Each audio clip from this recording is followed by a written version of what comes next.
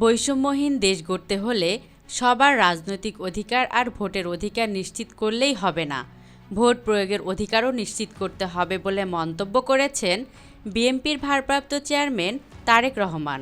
সোমবার রাজধানীর খামারবাড়ির কৃষিবিদ ইনস্টিটিউটে আমরা বিএনপির পরিবার আয়োজিত ২৪-এর গণঅভ্যুত্থানে আহত বিভিন্ন গণমাধ্যমে কর্মরত ফটো সাংবাদিকদের সঙ্গে মতবিনিময় সভায় তারেক রহমান একথা বলেন।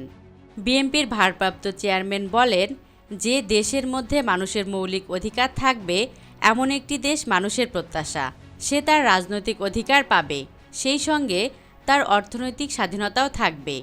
বৈষম্যহীন দেশ গড়তে হলে অবশ্যই অর্থনৈতিক স্বাধীনতা নিশ্চিত করতে হবে। অর্থনৈতিক স্বাধীনতা নিশ্চিত করতে হলে রাজনৈতিক স্বাধীনতা নিশ্চিত করতে হবে। রাজনৈতিক স্বাধীনতা নিশ্চিত করতে হলে ভোটের অধিকার নিশ্চিত করতে হবে। দেশটা সবার, একার কারো নয়, যা প্রমাণ করেছে জুলাই বিপ্লবের মানুষের ঢল উল্লেখ করে তারেক রহমান বলেন, জুলাই আগস্টের কয়েক সপ্তাহের হত্যাকাণ্ডই প্রমাণ করে ১৫ বছর কী পরিমাণ গুম খুন চালিয়েছে আওয়ামী লীগ।